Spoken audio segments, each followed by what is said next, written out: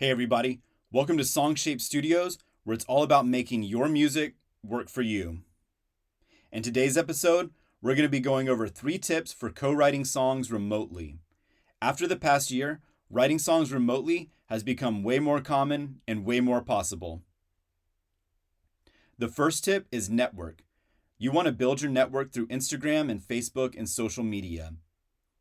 You can join songwriting groups on Facebook and find new artists on Instagram or TikTok that you genuinely enjoy and feel you can add something of value to their art.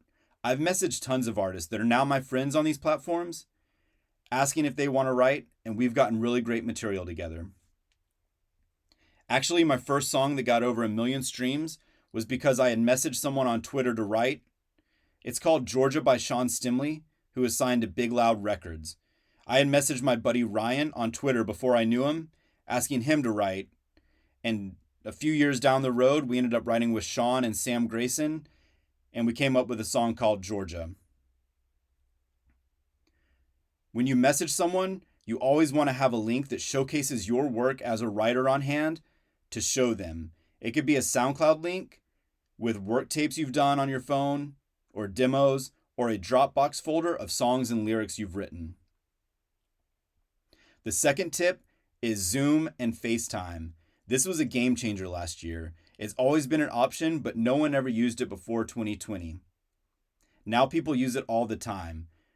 There have literally been hit songs written over Zoom, and I have multiple cuts that are out now because of Zoom. And I've had demos I've made of songs I've written over Zoom be sent to major publishing companies in Nashville.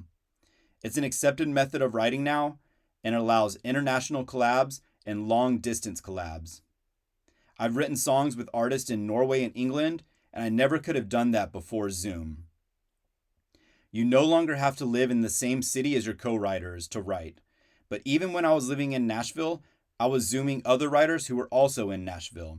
It's just super convenient, and it's one of the best things to come out of 2020. So this is an introduction to Zoom. If you want to start a new meeting, hit the orange button. If you're joining a meeting, hit this button.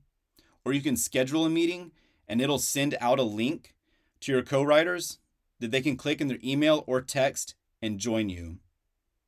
Now Zoom, there's a free version where you get a 45-minute window. And after that, you have to send a new link to start a new session for 45 minutes again. So I recommend upgrading to the Pro account so that you're uninterrupted in your writing. The third tip is Google Docs. I love Google Docs. I use it even when I'm in the same room as people. I don't like to write without it. It puts everyone on the same page, literally. It's like each writer having access to their same Word document.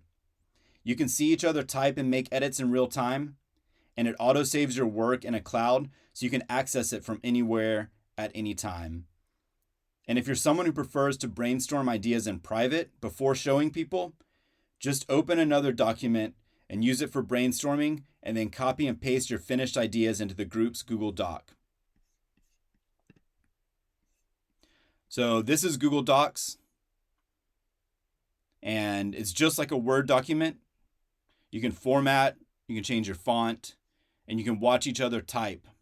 To invite people to the doc, all you have to do is hit this blue button and enter their email address, and it'll send them a link to join. If you have any questions or comments, leave them in the comments section below, and be sure to subscribe for more videos.